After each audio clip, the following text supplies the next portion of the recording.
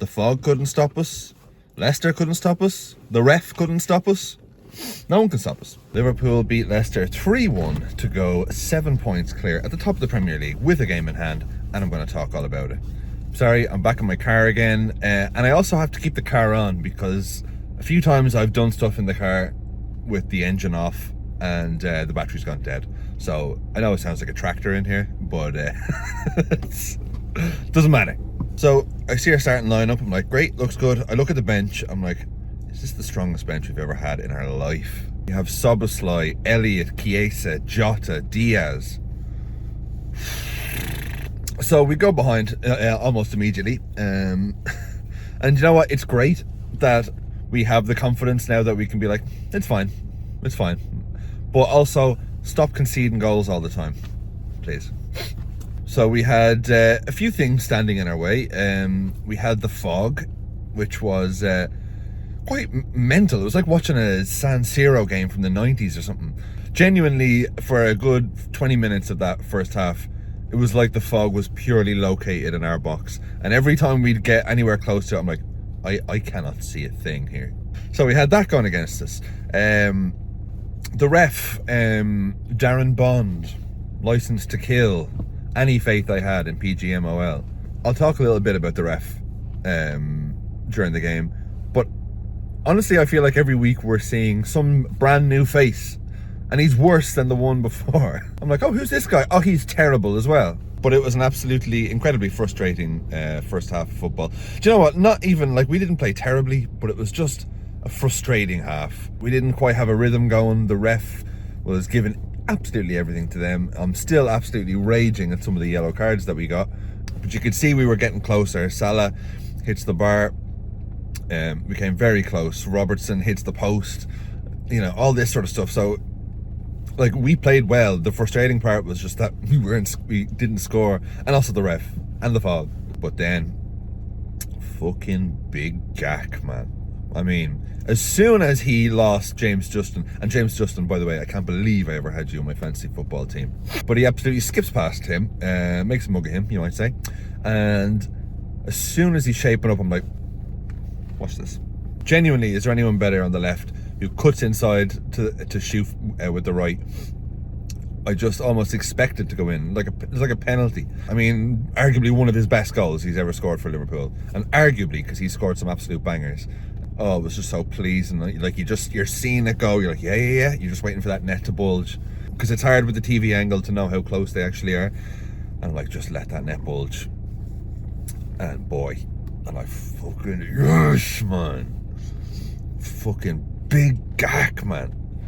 Arguably, I mean, Salah's our player of the season. Who am I kidding? But after Salah, you got to say it's big Gak.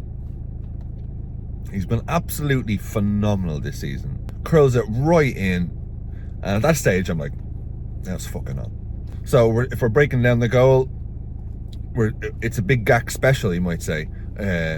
He cuts in, you know what he's gonna, everyone knows what he's gonna do, and he curls it so beautifully. Keeper doesn't get a sniff of the ball, which makes it better. If the keeper had got a touch, I would have had to take marks off. Keeper doesn't get a sniff of this, and at that stage we've already won, and it's just needed to break their goal, because they're shy. We just needed to break them down, and that was and the fact that we got it right. They couldn't even get to the first half, right on halftime. Fucking yes scale, that was a solid 9. And if you didn't catch the goal yourself, if you don't have Amazon Prime, here, this crude drawing, I think, really tells you what happened here. A few lads from Leicester just watching on. Fucking big Gak, man. That's supposed to be a salute, by the way. It looks like he's just kind of posing. And that set us up perfectly then for the second half. Bit annoyed that the ref blew up when we were attacking there at the end of the half, but it was just tip of the iceberg for this ref. I'm not gonna keep going on about it, but it was one of those games that, like, even though we won, I still had a lot of pent up, like, motherfuckers, the injustice of it. When I started doing YouTube videos, I really consciously didn't talk about the refs, because I didn't want to be just another one of those channels who just moans about the ref and says they're all corrupt and all this sort of stuff. But man, standard of refereeing is honestly getting worse. But then I'm like, you know what? Like, it kind of makes sense, because why would you ever want to be a ref? I sincerely doubt they have people beating down the doors to say, I must be a ref. It looks so glamorous and enjoyable. Like, why would you want to apply to be a VARsman, you know, or a ref, or anything like that? I'm not surprised that refs are shit, because why would you be a ref? And can I just say as well, before I get to the second half, this corner thing that we're doing is aesthetically very pleasing to me, where we have a bunch of players who just wander off to the back post, leaving Big Verge dead centre in the penalty spot. They don't know what to do. They're like, who do we mark? Who do we mark? Now, it didn't work at all. Looks good. I know, I'm sure it will work, but I just love it. It's different. Great. There are a few things more powerful in world football, apparently, than an Arne Slot team talk at halftime. Have you ever seen us under Slot have a bad first half and come out and then also have a bad second half? His adaptability is excellent. So he sprinkles his magic at halftime. We come out, score immediately. Curtis Jones.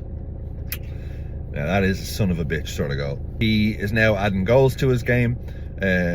Lovely bit of play from Mo to McAllister over to Jones. Great finish. Fucking yes scale, that was a solid 8. They did absolutely everything they could to get to chalk that goal off. I mean, I was losing my mind, where it's like, okay, the ref says goal, and they're like, hang on. There's got to be something here. Offside? Is he offside there? No. Is he offside there? No. Shit. Handball? Aurora Borealis? Unbelievable. And at that stage, it's like, well, at this stage, it's hardly clear and obvious if you're looking. I mean, they're going frame by frame, those slugs. But if you didn't catch the goal yourself, here is a representation of it. You see the lovely bit of play here between Mo and Alexis McAllister. And then Curtis Jones with a big fuck you. Then you have, of course, the slugs over in the VAR room in Stockley Park. What a bunch of slugs. And then it was fucking on, and we knew it was on. They knew it was on. Leicester started diving, and they didn't stop diving. I mean, genuinely a bunch of big diving bastards. And you know what? I was fairly indifferent with Leicester. I was like, yeah, just whatever. Good luck to them. And not anymore. I will be actively rooting against them for the remainder of the season, and I hope they get relegated. And apparently their fans were tragedy chanting and all this, I just read this morning before I left. So that settles it. Off you go. Off you go. Back to the championship, please. And they're shite as well. I mean, they're genuinely shite. Anyway, sorry, I don't want to be one of those guys, but they're shite, and I'm going to hope to get relegated. So at this stage, I'm just alone in the room, and the future wife had taken the kids. She was crying something about me never paying any attention to them, whatever. Like, I wasn't really paying attention. However, when I seen Big Gak, when I seen them forensically dissecting the Big Gak goal, it was like, I mean, it took so long. I was shouting. I'm like, oh my god, oh my god. I was seething. I'm like, draw the fucking lines. Genuinely inept. And now I'm just one of those guys who well, calls it as it is. The standard is poor. And then around this stage, this is when it really dialed up. I was pissed off. I was pissed off with the Joe Gomez yellow. I was pissed off with the Soboslai yellow. I was pissed off that they jumped to the ground every 2 seconds. And then at one stage, I'm like, okay, the ref's falling for it literally every time. They just have to drop, and the ref would be like, but then, to make it even worse, then they had a few really obvious dives, and the ref's like, get up. There was 2 in about 30 seconds, and I was really losing it then. I'm like, you motherfuckers. And the ref's like, get up. I'm like, sorry, if you're saying get up, why aren't you booking him? Literally, he's booked everything else for the entire game, and he's not booking what he should be booking for. And then, who else? The king, seals the deal. A very, very Mo Salah goal. I mean, is Mo Salah in the form of his career? He's honestly just getting better. He's getting better. He is, I mean, just, can you remember a game where he hasn't scored or assisted in this season? I mean, fucking wow, man. It's genuine greatness that we're witnessing. I mean, you see all these Premier League stats, and I've seen them a lot recently over the last week or two with like Henry and Salah and stats and who's the greatest and all this. Just Salah is genuinely up there now in the top 3 Premier League players of all time, if not the best. What a fucking player. And it's a very Salah-like goal where he's almost like he uses the defender. He's like, I'll just curl it around you there, mate. And I tell you, when this Salah goal went in, I was so pumped up and fuming. Literally, when Salah's goal went in, I just went, oh, that's right, you fuck off. No, not you, I'm making a video. It's the only time I've ever given a middle finger in rage to a Salah goal. I was like, that's right, you fuck off. I didn't even cheer. I was like so blinded with rage, pure bile, just, you know. And I was so happy. We needed that third as well, just to see it out. But fucking yes scale, I'd say that's a solid 9. And if you didn't catch the goal, of course, here is a artistic representation. As you can see, Leicester players finally acknowledged that they're shit, and the keeper's a mug. He spilled some coffee there, and of course you've got the king doing king shit. And genuinely, I'm such an idiot because I didn't even cop the Chelsea had lost. Again, not that I was worried about them, but hey, the commentator kept saying, as it stands, Liverpool are 7 points clear with a game in hand. I'm like, no, we're not. I'm like, this idiot. And then he kept saying it. I'm like, we're not. And then I checked. I'm like, oh, Chelsea lost. Oh, class.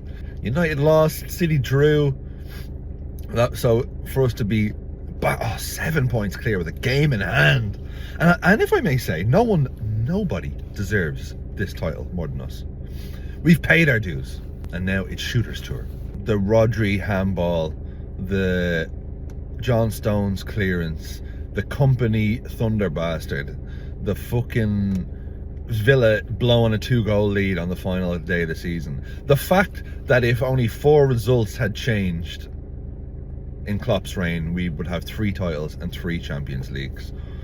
Nobody has paid their dues more than us. I know it's our fucking time. So, won't get ahead of ourselves.